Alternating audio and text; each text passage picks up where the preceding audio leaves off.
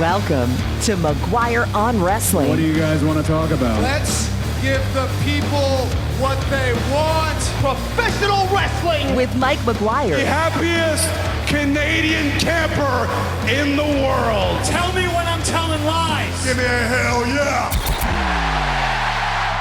Hey folks, welcome to McGuire on Wrestling for another week. We are already in the first week of December 2024. How did that get here so fast? It's crazy how time flies, but again, when you have something as regular in your life as pro wrestling to watch every week, sometimes it goes even a little faster. Sometimes it goes much, much slower. But we had a very fun, very busy weekend this past weekend. TNA had another big pay-per-view, and on top of that, a debut of Matt Riddle. So that was pretty cool to see. And then we also had the WWE Survivor Series, which took place out of Vancouver, British Columbia. We had a guy on the scene. He is my co-host on my morning radio show. So Justin Goulet is going to join us from Vancouver later on this episode and give us his thoughts on the WWE Survivor Series experience. It was also his first ever PLE or pay-per-view event. So he's a generally happy guy. He's usually got a pretty good outlook on things, but we'll see what he thought of his first experience out there. Plus, we have your feedback with our traditional Yay Boo segment, which happens after every pay-per-view and PLE from the two big major companies here in North America. And we have Dave Meltzer here. We're going to get his thoughts on the show, plus talk about some AEW stars, talk about some WWE stars, injuries that may or may not be happening, as well as, well, some interesting things in the development between GCW and AEW. Yeah, it turns out it might not be just Ricky Starks being pulled from GCW shows in the future, but we'll get down to business with that with Dave Meltzer coming up. If you're new to the show, we do this each and every week for you, absolutely free by podcast and by radio, obviously, but we invite you to check out the podcast because sometimes there's more content in that due to broadcast time restrictions, and you can do that by going to McGuireShow.com. That's MCGUIRE show.com, and you can find every episode of this show as well as all the other shows that are part of our podcast feed. There's no Patreon, there's no paywall. You just have to subscribe, and they automatically plop into your phone every time a new show comes out. It's there waiting for you. Sometimes it's 2 shows a week, sometimes it's 3 shows a week, sometimes there's even 4 or 5 bonus interviews, bonus segments, preview shows, and more. And we do it for the love of the game. We're never asking for your money here, although people have offered, so we put up a tip option under PayPal on McGuireShow.com, but realistically, we just appreciate you being here, and there will be some new ways to support the show if you want to that way coming up very, very soon. Okay, if you want to find out how to get a hold of me, it's real easy to do. McGuireShow@yahoo.com is, to quote Colt Cabana, a very public email, which you can use to get a hold of me. Also, you can reach me on social media at McGuire Show, including Blue Sky. Got involved with that last week, and I have 7 whole posts at the time of recording right now. I haven't even posted the shows yet because there's just so many. So I'm going to try and streamline all this stuff here. But the most important way and the easiest way to do it is on the Team MOW McGuire on Wrestling Facebook page. You head there and you join in. It just takes a minute, and then all you got to do is answer a couple questions. That basically proves to me that you're not a bot, and then we let you in. Simple as that. So Team MOW McGuire on Wrestling is where you can find us on Facebook and interact with like-minded fans who aren't jerks. I know, it's hard to say that in most public forums, but we got a really good crew that follows this show, that comments on our shows, and we love having you there. So if you'd like to be a part, Team MOW, McGuire on Wrestling on Facebook. Now, normally this is the part of the show where I would dive into the top 5 headlines from the past week. We call it the 5 count, and usually have some fun talking about the stories, unless there's something far more serious and drastic going on in the world of pro wrestling or boxing or in MMA. But this past week, especially for me, there's only been one headline. And I'll elaborate as best I can here. To be honest, I've tried to do this segment about 4 or 5 times now, and it just makes me sad every time I do it. And I don't want to bring you down, but I think it's important that it be addressed here because I was a part of this event.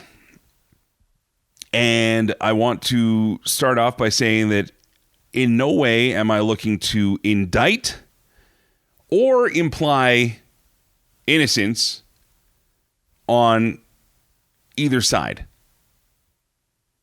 And that might sound like I'm trying to skirt things or keep myself clean out of this whole thing. Here's what I can tell you. You may have heard the story already about the MMA event that happened outside of Edmonton, Alberta, in Enoch. If you remember, I was actually doing last week's show from my hotel room in Edmonton. I was booked through a friend of a friend, so basically a third or fourth party, to ring announce this event, which I was told was an MMA competition. So, being someone who loves ring announcing and hosting and emceeing, and obviously loves combat sports, and considers myself still, even though I haven't lived there in 10 years, an Edmontonian, because that's where really life took off for me, it was a chance to go home and be a part of something I thought was pretty cool. What would happen was anything but. Now, if you're expecting me to go into great details right now, I'm sorry in advance. I've already made a statement on the Team MOW Facebook page. And what you're going to get now is pretty much a furthering of that, because the investigation is still continuing into how a 33-year-old man who participated in this event is now dead. The circumstances of how this event was created and how participants took part is coming out in news stories. More details are unfolding as we speak. Now, normally everybody's trying to break the news, and I could sit here right now and tell you word for word everything I told the investigators. But I don't feel it's appropriate, and I also don't want to, this is going to sound like I'm ducking it, but it's not. I don't want to make it feel like I'm trying to draw attention to myself through what happened. So that's why I haven't talked about it anymore on social media. That's why I won't talk about it much more on this show here, but I've tried my best to do what I can do to help the investigation and to help figure out what happened. Because in all my life of ring announcing, MMA, boxing, karate, amateur wrestling, and of course pro wrestling, I've never experienced anything like this. Now, I wish I could say this is the first time I experienced tragedy in my career, but that's not the case. So I know how this goes. The investigators are going to look for answers. Somebody wants to blame somebody right now. And frankly, somebody is going to have to take some heat for this. But we don't know everything yet. And until we find out what the investigation brings up, I just don't feel it's appropriate for me to say anything else right now other than I was there. I've tried to help out where I can. And respectfully to the family of this young man, I keep saying this young man, his name is out there now, Trokundosua. And I asked him how to say his name, so that's how I know how to say it. That was the only time we met. I walked up to all the participants and I said, "Hey, am I saying your name right?" And he was happy that I said his name right. But out of respect to his family, I'm going to reserve any more comment for now. But I will keep you apprised on this story moving forward. I can tell you there are some great resources out there that are doing a great job following up on this story. As things unfold, I'll talk more about that as well. But I posted a picture of myself at this thing. I've taken it down off of my socials now. But I just wanted to let you know that I wasn't running from the fact I was there. It's been a very, very difficult week to try and process all this. But that is small potatoes compared to what this young man's family is going to have to deal with moving forward. That's all I'm going to say right now. And again, it's not to duck the issue. It's just out of fairness to everybody. So on that note, we're going to take a quick break here. And again, if you have any questions, please feel free to reach out to me directly. But until the investigation is done, I will keep you posted on the story here. But I won't go into any more details until the time is right.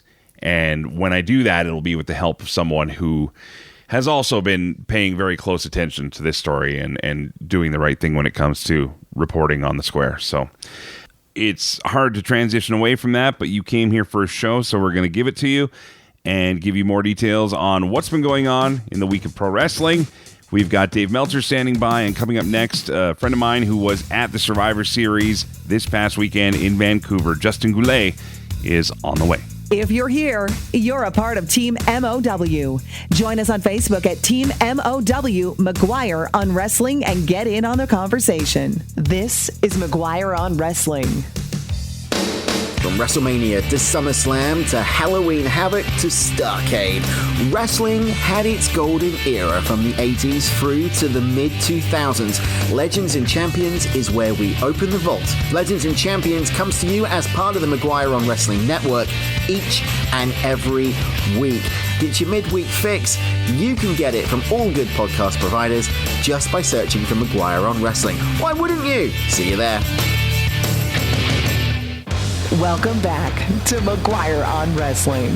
We head to Vancouver right now. Normally, he is my tag team partner on the Mike McGuire Show on 98.1 The Ranch, but he is also our McGuire on Wrestling on-the-scene correspondent for WWE Survivor Series this year. Justin Goulet, how are you, pal? I'm fantastic, Mike. Can we make this a regular thing? Like, I think I should just go to all the PLEs and just be the regular correspondent. That's just what I'm going to do from now on, I think. If you want to keep paying to send yourself, sure. Let's just say there are a lot of things that have been greatly exaggerated, including how much money this show makes or costs.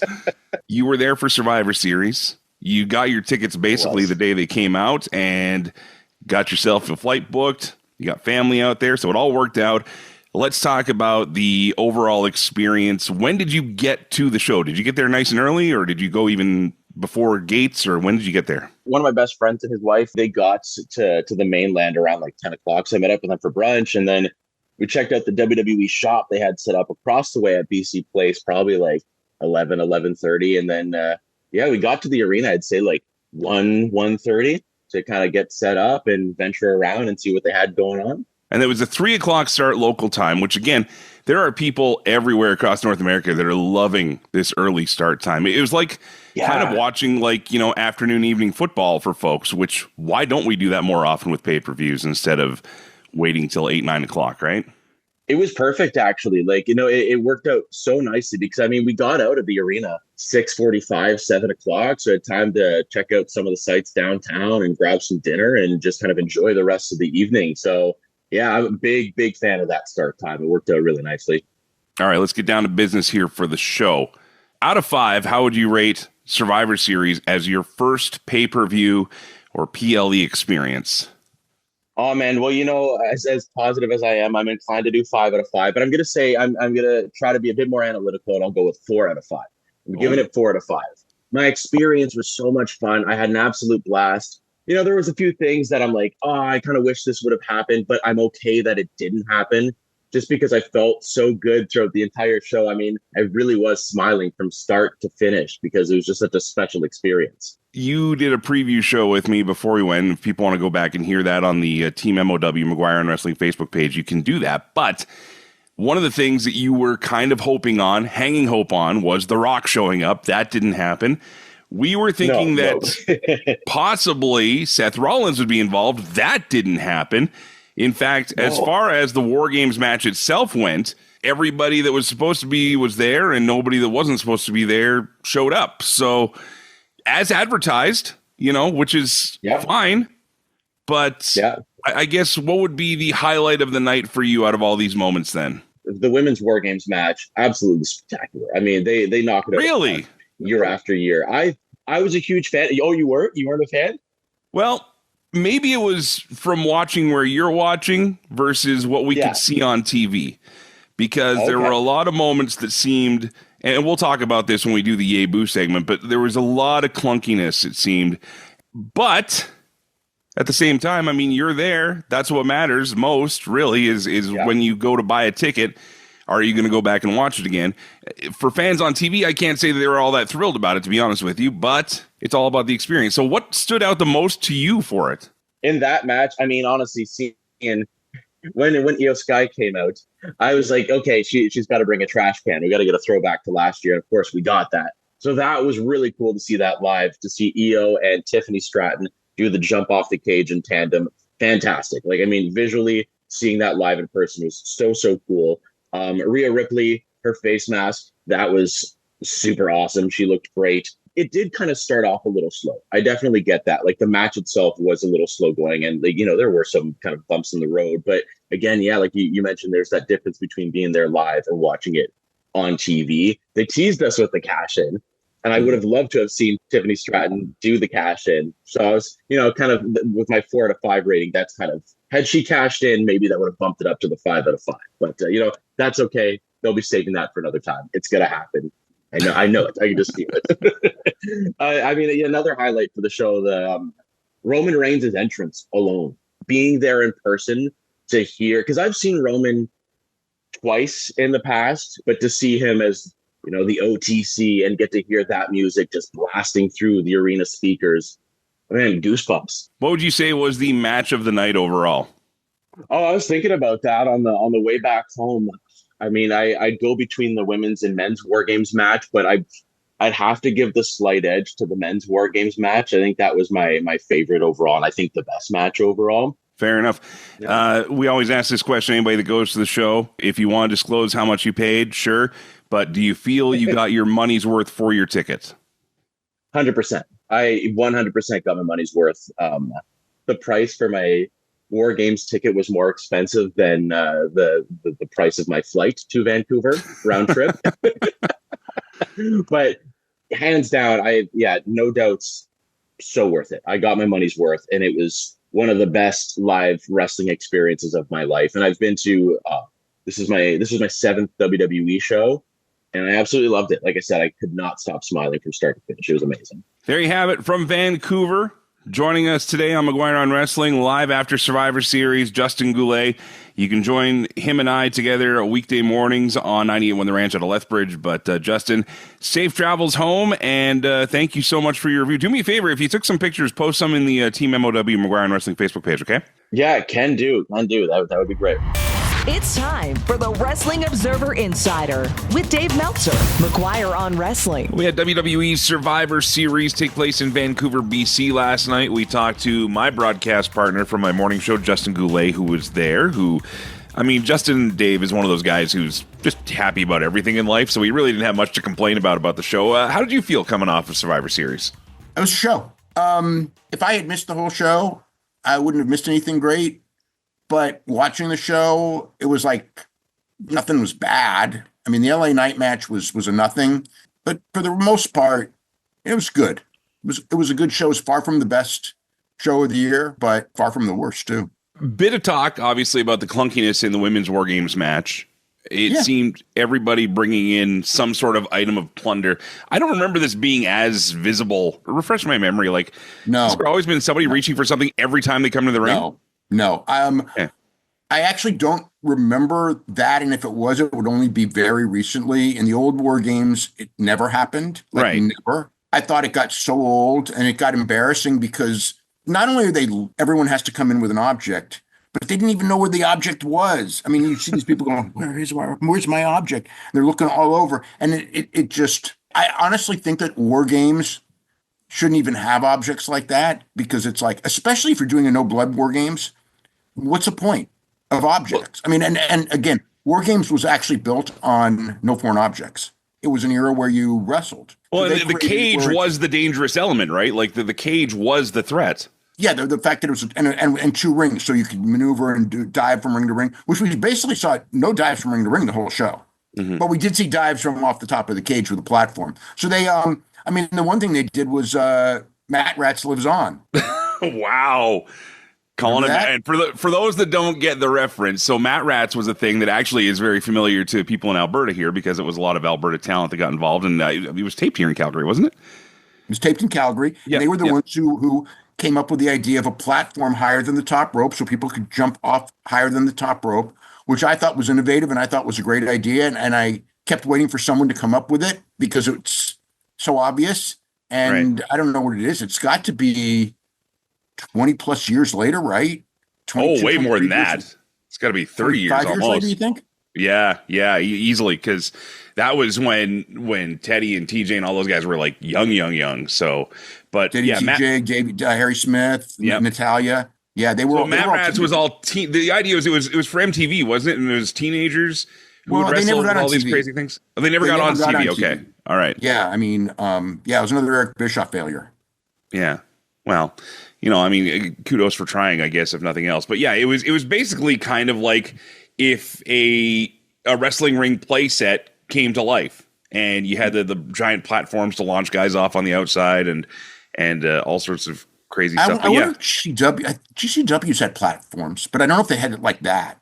Because I remember we've seen platforms somewhere else too. Yeah, I remember being at a GCW show where they had platforms that I thought was kind of cool in a lot of ways. Yeah. Well, it's interesting, but yeah, they did have the platforms on the top of the cage. I don't mind that so much. I didn't mind it at all, except everybody got. Well, I shouldn't say everybody got. The women didn't get hurt. The guys got hurt. Yeah, and we'll talk about that as we go down the card here. But I mean, it definitely seemed to be something where I don't know how they were trying to innovate this, other than all I kept thinking was, being a collector that I am, I was like, man, this would make a great play set. Like you buy the War Games cage, and then you got every weapon imaginable under the ring, and maybe that's the idea. And then the thing is, just they did that in the opener, and then came back into the main event, and then you got to do it all over again. To me, it's like, if you're going to do a violent War Games with weapons, I'm not a fan of blood, but when you're going to do blood, that's just where you do it. And they do blood, and they didn't do it. So it's kind of weird in that way too. It's like, I don't mind the War Games with no blood. I know older people that hate that idea because they think that it should, because originally, of course, War Games was bloodbaths. But those weapons matches, I mean, it's like literally every WWE pay-per-view's got one of those matches. So it's nothing new. Every WWE house show, the main event's a street fight. So they use the exact same ladder, kendo stick, chair, and table. There's nothing that differentiates it from every other show. Now, Dave, we did get one new dangerous weapon that we haven't seen in WWE in a long time. Yes, and you know what? From a germaphobe standpoint, I can actually understand and appreciate the danger of that. But yeah, I don't even know what that was. We'll talk about it later on too. But it was funny you mentioned the injuries, and that's not funny, obviously, but we did get reports coming out of it. So what do you know as far as injuries coming from the men's match? Because there's a couple guys that got dinged up pretty good. So Jimmy Uso, I think, broken toe, right? And then he said that in the presser last night. I haven't really checked anything in the morning. I actually have some messages that I haven't looked at yet. Bronson Reed was an ankle injury, and Levesque said that he thought he'd be out a couple of weeks. And I think that's the only one. I don't think Jacob Fatu's injury was legit, but I would have that.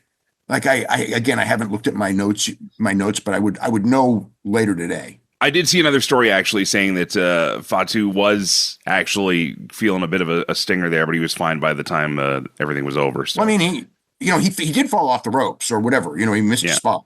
Yeah. But he was running around. But I mean, hopefully he's okay.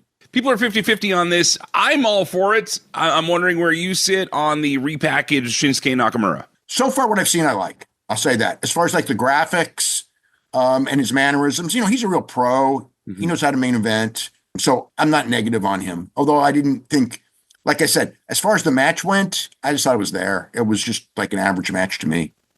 I don't think from a performance-wise he was there per se, but the new look, the different entrance, it kind of took me back to the old Wrestle Kingdom days, when he'd come out with the lavish outfit and things like that. This was definitely a big change for Nakamura. I noticed also a lot of his moves have changed too. He didn't rely on a lot of the old standbys anymore. I mean, Kinshasa obviously for the win, but the master of survival in wrestling is always reinvention, right? And this is something I think has been long overdue for him. So I'm interested to see where it goes.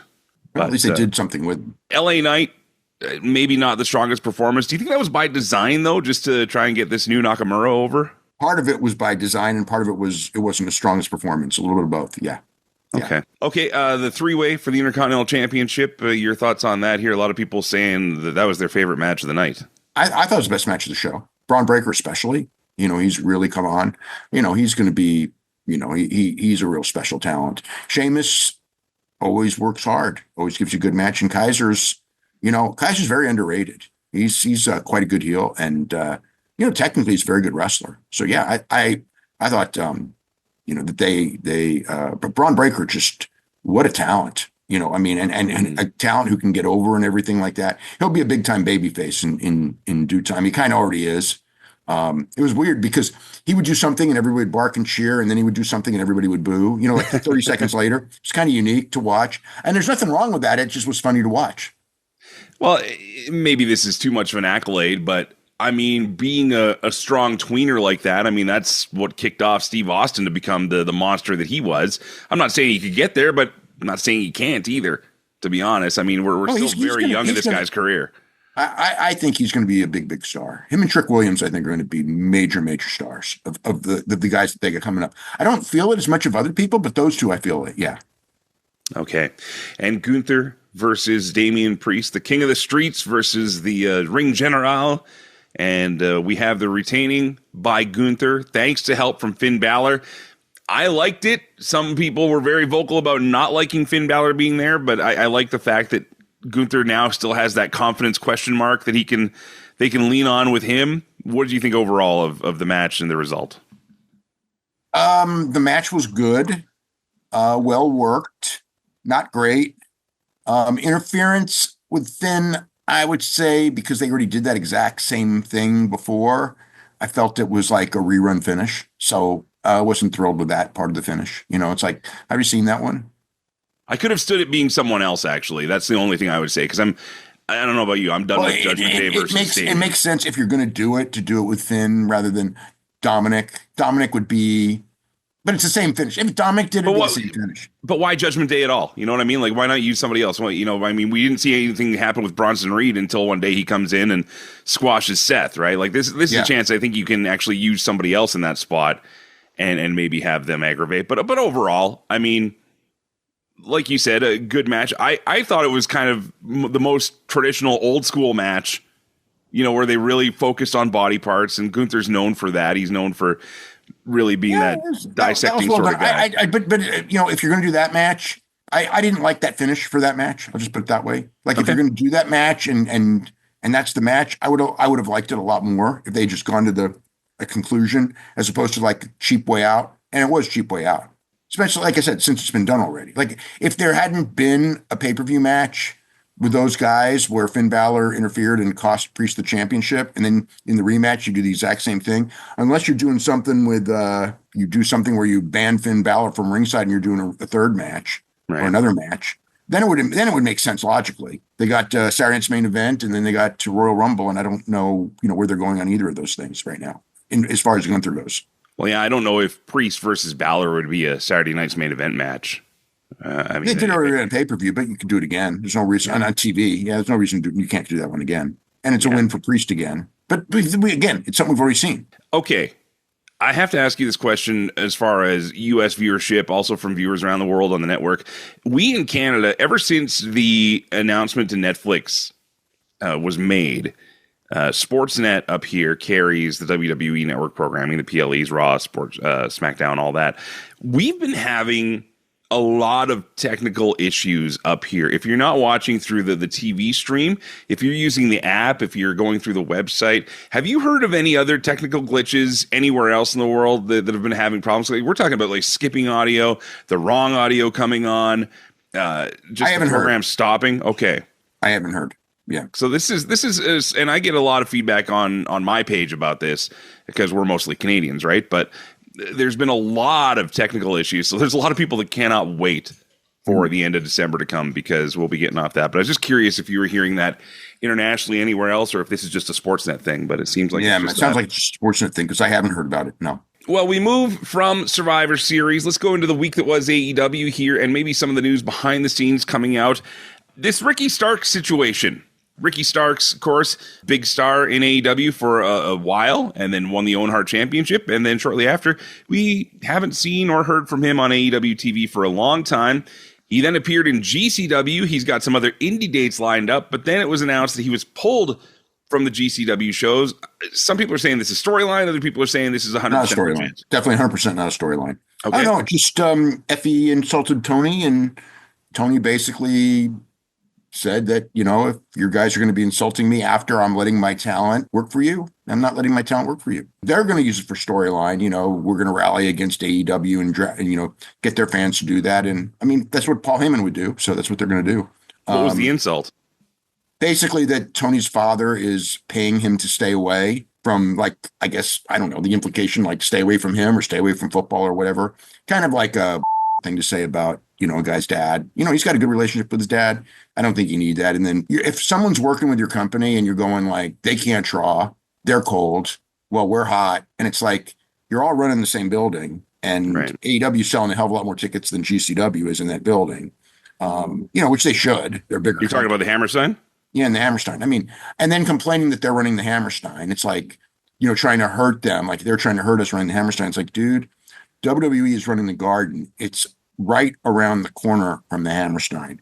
The WWE show on December 26th is going to hurt with however many, 10,000 people is going to hurt you a hell of a lot more than 1,000 people going to Tony's 3 shows or 1,400 people going to Tony's 3 shows. Whatever. You can say whatever you want, but Tony didn't like the fact that he insinuated that his father pays him to stay away from him and just felt that that was bull.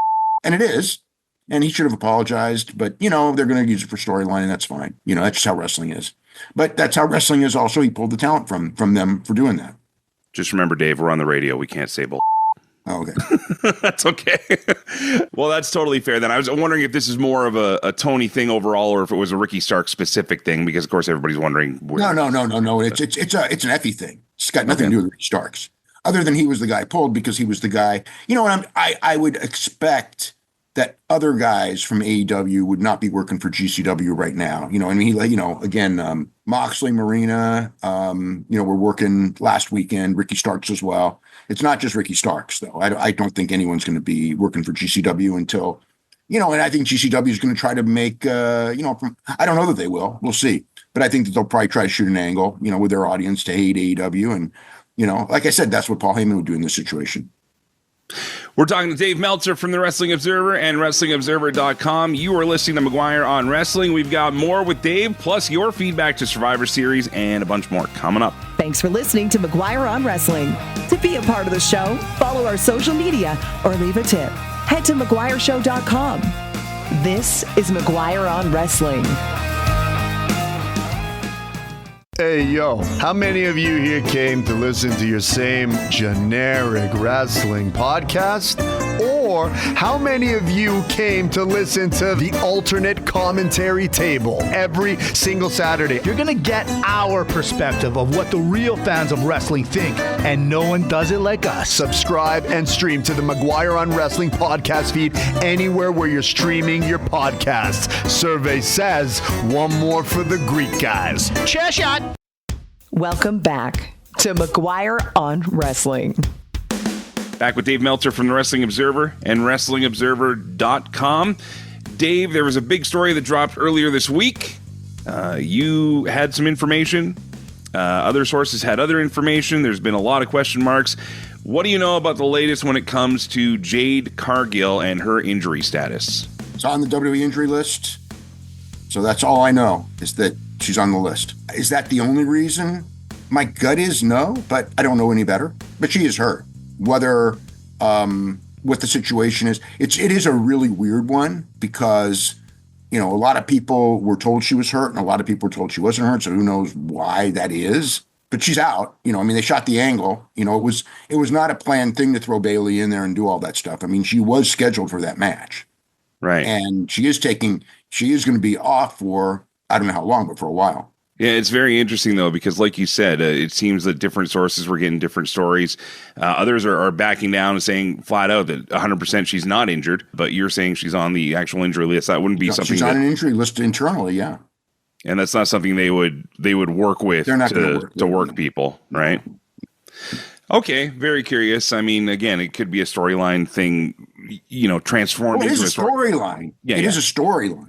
The injury on television is a storyline. That's what I mean. But, yeah. Yeah, of course that is. Yeah. They're going to utilize that now as a story, is what I'm saying, and then. But that's what they do it's basically what they always do with NXT. They do that, all the time in NXT. They did it with Rhea Ripley. They did it with one woman after another. Those parking lot things. I mean, that's what the parking lot things in NXT are. It's like basically someone needs surgery, so we do the parking lot angle. I can't remember where I heard it or saw it. It might have been one of our guys, even from the ACT or something. But like, why don't wrestlers just park out front, get dropped off out front instead of go through that parking lot? It seems to be the most dangerous place. Yeah, I know people get kidnapped there. The police don't surveil. No good police surveillance. We now move ahead to AEW, of course, getting ready for their Wrestle Dynasty. Before that, I guess the next big event for either company has to be this Saturday night's main event coming up with NBC.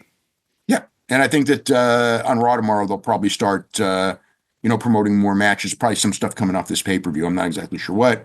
I didn't see anything like they go, oh, okay, this is to build up a rematch. But I mean, they could rematch Gunther and Priest. Obviously, Cody and Owens is the big main event on that show.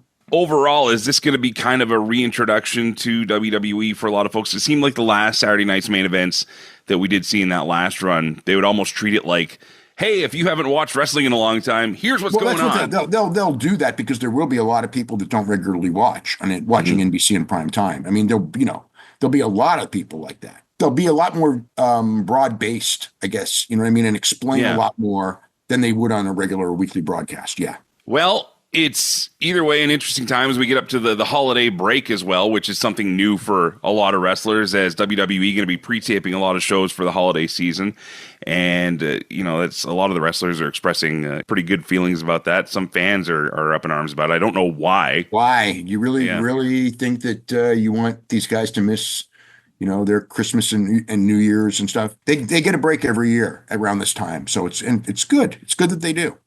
AEW, they're giving them a little bit of break. They're not making them tape Christmas night either, although they are doing a January 1st taping in Asheville, but that's they're trying to make that into a big show, because that's the first show on Max, but it's going to be tough because they're going against the bowl games. All right. My last storyline question for you, Dave Meltzer. What is the favor that CM Punk is now owed by Paul Heyman? I have no idea what the favor is. Come on, Dave. You're the guy. You're the inside. You got to know this one. I don't know. I don't know it. Could be a championship match down the line. I don't know. Maybe it's one of those fancy suits. Who knows? Yeah. Okay, well, you know what? We didn't get a chance to catch up on some of the things you've been writing about in the last little while last week, so I want to give you a little bit of extra time here. Of course, the shakedown from the Wrestling Observer Hall of Fame. People are still talking about it, obviously. But what else are some things you've been working on this week? Oh, this is the biggest issue I've ever done, as far as just because I was gone for a week, so I had so much to catch up on. So, a ton on Full Gear and just the plight of AEW, crowd reactions and attendances and just the situation where, that fan base has seen so much. And, trying to follow Will Ospreay on a card is not easy, as they found out. Big stories on the Conor McGregor situation, obviously, with his being found guilty in civil court of sexual assault. Yeah. And I got a giant story on that. And then big story on Carlos Coloso Colosetti, who was a major name in Mexico during the late 60s, well into the 90s, who did come to the United States, California plenty of times and everything, but major star, in front of big crowds in Mexico. Mighty Inoue, who was a significant star in Japan, especially in the 70s. But he wrestled through the 90s, and he was later a referee until 2010. And so story on his life, and then just the normal, all the normal news, all the Japanese tournaments going on, All Japan Stardom, Dragon Gate, New Japan, right. They all got tournaments. The New Japan AEW joint show January 5th, all about that show, and injuries, people returning from injuries, things, all that stuff. Yeah, it's a lot of news over 2 weeks. I got to mention this quickly for our friend Greg from The Peg, who listens and comments on our Facebook page a lot here. He was talking about how WWE, he feels, overpriced the tickets for Survivor Series. And we did see a massive surge once they dropped prices here. This is the way of doing business now, right? This isn't, because AEW was the first to kind of bring this in. WWE was the first. And then with really? TKO. Okay. With WWE was the first with the whatever it is, the way that they do the ticket prices. UFC was the first. Right. And that because of TKO. When TKO took over WWE, they reverted to the same thing. And they're setting, they've set, probably close to 35, 40 gate records in various cities this year alone. Right. So, Cody had headlined 31 city gate records this year. as of, I'm going to say a month, 5 weeks ago. So it's probably, and there's been some gate records he wasn't on. So I got to figure there's been like 40 gate records, last night being one of them. Biggest indoor gate ever in the United States or Canada for an arena show, not for a stadium show. They'll break the Canadian all-time gate record in March in Toronto. That's a given. They're beating all the WrestleManias that they've had in that city. I know that there'd been a $2.5 million gate for a WrestleMania, so this is probably over. It's over $2.5 million with 17,000 people. Not a ton of comps, although the secondary market took a hit. You know, I was writing up about the secondary market when I finished the issue, and secondary market was $24, which is very low for WWE. So the scalpers did have a hard time unloading all the tickets, but they were sold tickets at whatever price. And, whatever it was, the gate was well north of 2.5 million US, which probably means well over 3 million. Oh, yeah. Yeah. 70 cents on the dollar, basically. So, yeah. If we say 2.7 times 1.4, that's like almost 4, maybe a little over under. Maybe close to 4. Yeah. My God. Yeah. I mean, who'd have ever thought, even a couple of years ago, you do $4 million for a 17,000 seat arena show. Unheard of, even 3 years ago. But at the same time, if there's money to be made, people are going to find ways to make it. I'll tell you what, like TKO, and believe me, I talked to people there just this week. We had a long discussion. TKO is about maximizing profits. That's what it is. I mean, like, they, it was one of the stories in this issue is if you're a talent, you have to buy tickets now for your family. Yeah. I mean, there are comps available, but they are far harder to get. Like before, let's just say they had a show in Glendale on, Monday, I think, right? If you were a talent, you could go, hey, I need 12 tickets for my friends in Arizona. No problem. Right. You'd get them, whatever. Now, basically the deal is you're a millionaire. You know what I mean? Yeah. You can buy the tickets. Now, if like you want your mom and dad to go, yeah, sure. That's fine. You want 12 people to go? You better buy 10 tickets. They've got those production seats that they will let families sit at, right? Like they'll swap people out. A lot less than before. It's not 100% no, but it's a change in policy. The comps are very, very difficult. Like I was told, look, if you want your mom and dad to go to the show and comp, absolutely. If you want your cousins, no. Yeah. Essentially. And I mean this with all due respect because I know a lot of them and love them dearly, but safe to say the Hart family reunions at WWE shows probably wouldn't happen the same way anymore. But no, it'd have to be a little bit different. Yeah. Anyway, there you have it. Well, always a pleasure catching up with you, Dave. Hope you have a great week here as we get into the December crush. And, I guess we'll find out Monday what happens moving forward here in the crazy world of wrestling. But appreciate you, sir. Thank you very much. Okay, have a great week.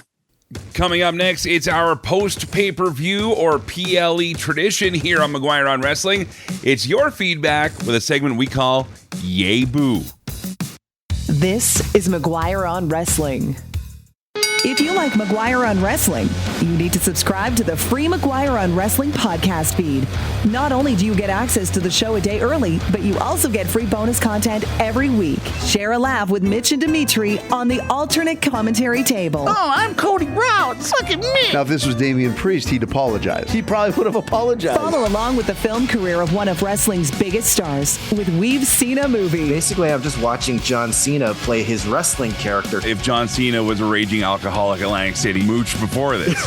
Get all these shows, exclusive interviews, and more for free by subscribing to McGuire on Wrestling, wherever you get your podcasts. Yay, boo, it's lots of fun to do. If you like it, holla yay. If you don't, you holla boo. Welcome back to McGuire on Wrestling. Well, sometimes you get highlights of it on the radio, but you get the whole thing on the podcast each and every week. Another great reason to check out the full McGuire on Wrestling podcast feed and subscribe when you can. It's another edition of Yay Boo with Joe Aguinaldo. Yay! And me. Boo. Yay! Thank you, Joe. Always a good friend. We are going through WWE Survivor Series based on your feedback through the Team MOW McGuire on Wrestling Facebook page. Joe, what did you think, first of all? Okay, so let me preface all of my votes. Can you just answer a question for once? No, I mean, you always have these big Now, before we get into my exact thoughts of the pay-per-view. It was fun, but I gave most of the matches a boo. Oh, all right. So I'm prefacing it by saying I thought it was a fine pay-per-view, but most of my votes were boos. Wow.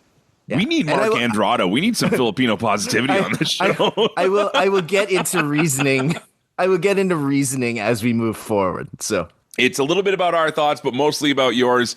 So let's go ahead and dive into fan feedback on WWE Survivor Series. Joe, we start with the Women's War Games match, which Justin Goulet, which Justin Goulet was just on talking about, and he said he loved. Now, he was sitting second level, but he was also dead center, so he saw everything.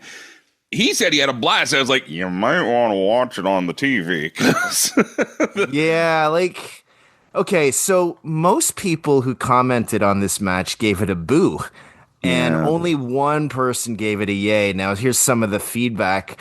Eric Pankratz, for example, felt it was underwhelming. Our pal Blaine Vandergrind felt that the match was lacking any intensity from the wrestlers, from the announcers, even joked that they should have put R-Truth on commentary. That's how unserious he felt it was. That's a little much, but sure. Don't get me wrong, R-Truth for everything. Don't get me wrong.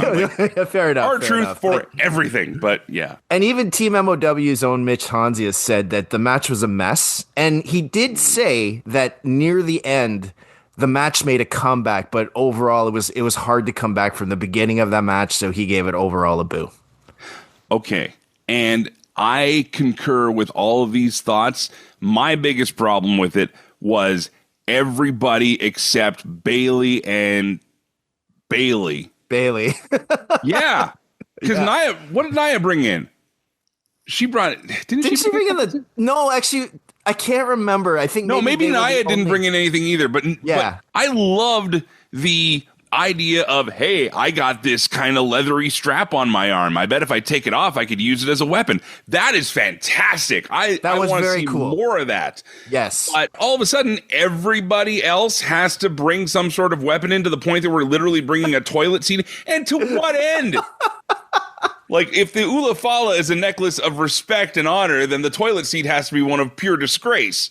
I didn't get that. I don't know either. Maybe somebody thought, hey, it'd be funny if we use this, But everybody having to bring in something kind of took away the danger of the cage itself, didn't it? You know that I'm not a big fan of, like, the gimmick matches, so to speak, and this was basically a huge gimmick match that really didn't start until Rhea Ripley got into the ring. So it was a mess. And thank God for Rhea Ripley. But even Rhea was looking for stuff, and that was where I was like, just get in there.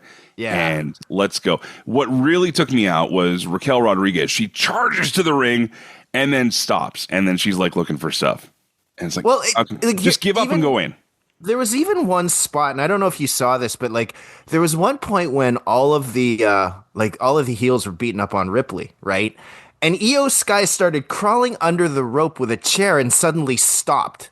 And I don't think the camera meant to catch that, but it was like, why did Io just stop there? Like, I don't know. Fun finish, sure. Rhea looked great, as she always does. Talk about a walking action figure, first of all. Like, that is going to be one of those ultimate figures that costs you like $50-$60 Canadian, and people are going to gobble it up, because that whole gimmick with the mask and then the face paint underneath, it was like, okay, I'm on board for this. I am also going to give a shout out to Nia Jax. I thought she was really good in the match, and like there were some points in the match where it almost looked like she took charge and said, "Come on, guys, let's go." There's something that doesn't get said every day, by the way. I'm not saying that to be. 100%. I'm not saying that to be the snarky wrestling fan either. It's just she has improved, big and time. There were moments like that. Maybe talk to Lance Storm about chair shots, but but I think the most undersung hero of this match, and I'm going to go ahead and say it again, Candice LeRae. Man, she stole the show in a lot of spots, not by doing crazy things, but for always being there and always having the right sell, the right reaction. Like, I can't remember. She took a shot to the face somewhere, and it was right by the guy, the poor camera guy that has to stand in the middle of the two cages for the whole match. It was right by him, and she got it like bang on and just sold like she was just dopey afterwards, because she got hit right in the face, and it was perfect. I was like, Candice LeRae was a superstar in this match for being subtly good at everything she did. So 100%. Yep, for sure. Joe, we move to the United States Championship. LA Knight defending his title against a returning Shinsuke Nakamura. Let's go to the comments first because then I want to dive in on this one. Generally speaking, this was a 50-50 split with everyone who voted. Although, like, most people said it was meh, which I kind of took as a boo. And there's no in between. So if you're going meh, you're going boo. That's a negative connotation. Even the people who said yay said it wasn't a great match. So, like, as an example, Craig Usher said that Nakamura is great and he hopes that the reign goes for a while. He was a yay. Stephen Fatt said, boo, this match made me realize how much I miss Logan Paul. Wow. Wow. Okay. And our friend Blaine said this match was okay, but it could have been on any SmackDown. And he gave this a yay. I would say this was the most negative of all the feedback. Which really surprises me. But Joe, what do you think before I go in on this? I thought this was the worst match on the card. So really? I'm giving this a boo. Although, don't get me wrong, I liked that Nakamura won. But I just, like, in terms of, like, what I saw, I just felt this match was not very intense. I didn't see anything. I think it was that by design. And this might be the unpopular opinion, and maybe I'm reading too much into this match, but hear me out. LA Knight has been taken down by Nakamura a couple times now. We've seen Nakamura come in and he hit the poison mist. You know, like, everything was great as far as the buildup for this went because he showed up out of nowhere. He suckered LA Knight. Then you're shaking your head. No, let me finish. Then he gets the poison mist on the next week. Okay, Nakamura's changed. He's different. He's got the zombie makeup on now. This is a very different Nakamura. The match starts and we did not see anything old from Nakamura. The only move he used that he still uses now is the Kinshasa. Everything else was different. We didn't see the stupid good vibrations in the corner. We didn't see the dancing, the whole samurai entrance and everything. This is a different Nakamura. And I think that it shook a lot of people watching it. And I think that it was made to look like LA Knight was taken aback by this. Because, yeah, LA Knight, you could say, quote, didn't have a good match, but I think he wasn't supposed to have a good match. In reality, I thought it was perfect. Yeah, I hate the mist. That's such a like, hey, Japanese dude, let's give him the mist. Okay, but to be fair, he did beat Muda. Again, could have acquired the mist. Same thing. I'm not into the whole thing. Like, it's like, you know what? I'm good with Nakamura as a heel, but could we be a bit more original? But he didn't use it in the match. It doesn't matter. The whole thing to me was like, yes, it's nice to see that the Japanese wrestling stereotype is alive and well in 2024. All right. Could be a stereotype. Could also be something he wanted to do. You know, we got to remember that too. It could be, but again, you're asking me my opinion. That's my opinion. Yeah, and that's fair. We got to find out. But I don't know. I like the new repackaged Nakamura. I think that even when he was a heel and he was still doing all the typical Nakamura stuff, it didn't work. I think that's what actually cost him a lot of his value. I think going away for a while was perfect, and coming back was great. So that's us agreeing to disagree. But we move forward to our next match, which was the Intercontinental Championship three-way between Sheamus, Ludwig Kaiser, and defending champion Braun Breaker. This one, to use a term, I believe would be described as a banger. Oh, big time. Yes. Yeah. Almost everyone gave this match a yay. And the one lone person who gave it a boo said that he liked all three wrestlers, but he just wanted to be more invested in the story, which to me is, he still liked it. Eric Pancrat said that Braun is a combination of Kurt Angle and Goldberg. James Weaver said that Braun continues to look like a badass. And Devin Axman said it was a great match and that everyone and everything had a reason for being in the match. Okay, I don't know where this sits in the actual timeline of the show anymore. I don't remember. But there was a paid advertisement featuring Akira Tozawa, Maxine Dupree, and Otis/Otis, which for my money was probably the greatest moment of the entire PLE. Just kidding, but it was a ton of fun. So what was the name of these shirts again? I don't remember. This is probably the worst thing for an advertiser to hear, but I don't remember what the name of the shirts were, but they're basically the big Husky guy shirts. I get the ads for them all the time, and now I'm going to get more of them talking about it onto my phone and computer here, but It's the shirts that, fit well up top and then leave it loose in the bottom so your gut doesn't basically flop all over the place in these things. But they were selling it as, oh, look how good Otis looks in this shirt. And then he comes out and he's not wearing any pants. And he walks through the ring and he's like, Otis, pants, Otis. So sorry to the company, and you're not getting a free plug here unless you send me some shirts. But yeah, that was... We have to give that one a yay. That was a laughable moment. Absolutely. Segment a yay. yeah. Had I known, it would have got its own part in the comments. Okay, let's get down to some wrestling here. The World Heavyweight Championship, Gunther defending his title against the King of the Streets, Damian Priest. Joe, let's go to the comments first.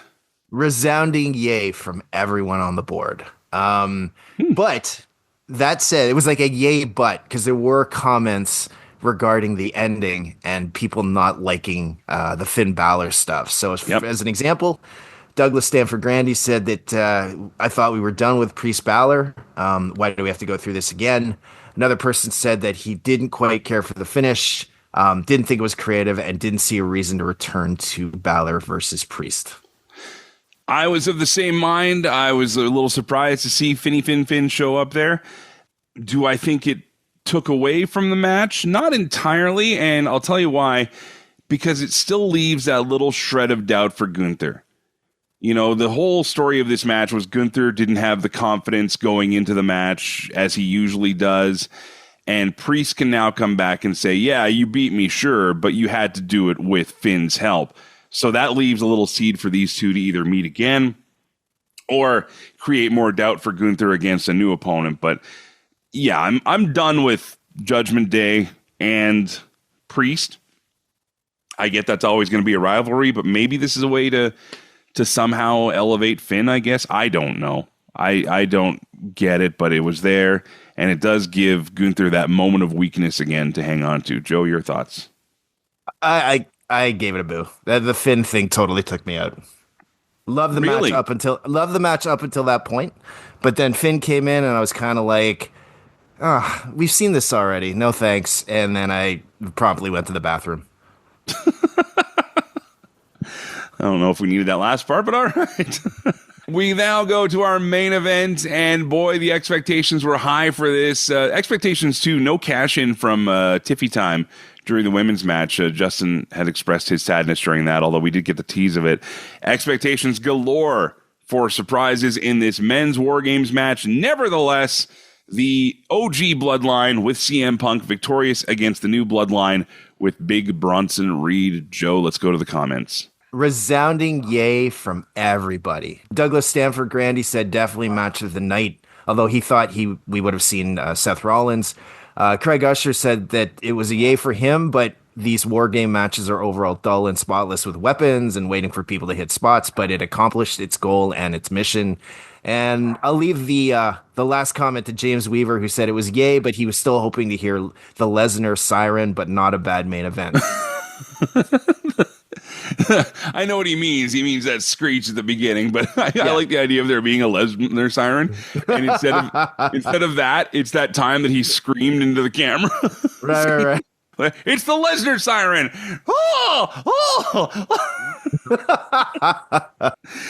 Okay, well, you know what? I got to agree with pretty much what everybody said here. Although this is something that I thought may have contributed to the clunkiness of the women's match and a little bit in the men's match as well. I noticed this, and I'm wondering if you noticed this as well. While there were the occasional layout and waits, especially in the triple threat where Kaiser was out for a long time, it seemed to me that in both War Games matches, everybody was trying to do something most of the time, and there were only a few real layout spots where either all the faces were down or all the heels were down. And so trying to maybe combat what we've seen as of late in WWE and AEW. I mean, AEW is notorious for it. I mean, I remember John Moxley basically sitting cross-legged almost waiting to go back to his spot in a multi-man match once. But it's one of those things now where maybe they're trying to buck the trend of having everybody just powder out while only two people work in a 10-person match. Do you know what I mean? Yeah, no, I know what you mean. Because it did feel, both matches felt really busy compared to other multi-people matches we've seen. So that I don't actually mind, but I think it's an adjustment for how they shoot it, and it's also an adjustment for how we get used to watching it, because that goes back to Justin maybe having such a good time during the women's match where we're zoned in on the exact moments that they want us to see at the exact time, whereas there could be 20 other things going on. And we're just not seeing it all because we're watching through the one dimension of TV. But, overall, I mean, I'm happy to a degree. I really thought Seth was going to be a part of this thing. He's got two guys he hates in that ring, but that didn't happen. And then we also didn't get any Rock, which I'm fine with, actually. The only question mark I have left around this is why doesn't Roman have the Ulafala now? Because now they're saying he's got the victory, but he doesn't have the Ulafala. I thought that's what this was all about. I thought this was to shut it down. You got me. I mean, like, all 5 of the new bloodline, excuse me, were all laid out. Yeah. You could have just grabbed it, right? That's it. But overall, I mean, I didn't mind the show. It gets a yay from me for the most part. I don't regret not going, which is something I thought I might, because, I mean, I love going to pay-per-view. I love going to wrestling shows, period. But I knew Justin was going, so we'd have some eyes on the scene. And then I know that people in the group have actually gone as well, which is awesome. But it's one of those things where I'm happy to wait. I thought it was good overall. But, yeah, I think I was happy watching it at home, too. No, me too. I don't go to a lot of wrestling shows like you do, so I don't mind watching, on PLE. I get to hear the commentary. I'm at home. It's not cold. I'm not fighting traffic. I'm all fine with that. But regarding the men's War Game match, and to stay on brand, because CM Punk's team won, I'm giving it a boo. All right. That is our yay boo on WWE Survivor Series. If you want to leave your thoughts, you're always welcome to on the Team MOW McGuire and Wrestling Facebook page. Free to join. We just screen people to make sure the bots stay out, and you get into a fun, safe, enjoyable community to Yap Wrestling. So, Joe, thank you as always, my friend. Thank you, man. And thank you for listening wherever you are this week on the radio or online. This week, I had promised you an interview with Juventud Guerrera that I had in person with him during the CWE Live Tour. We're going to push that to next week. I just felt that the stuff at the beginning of the show was important to talk about, and it's there now. So if you missed it, if you're just tuning in, head to McGuireShow.com. You can check out every episode in its entirety with no edits, no cuts, just straight on content, and we appreciate you being here. Until next week, as always, thank you for listening and letting me do what I do. Play safe, drive safe. Be seeing ya. McGuire on Wrestling, online and on the radio. Listen to the show Mondays at 4 p.m. Mountain Time at CKXU.com, wherever you get your podcasts, and at McGuireShow.com.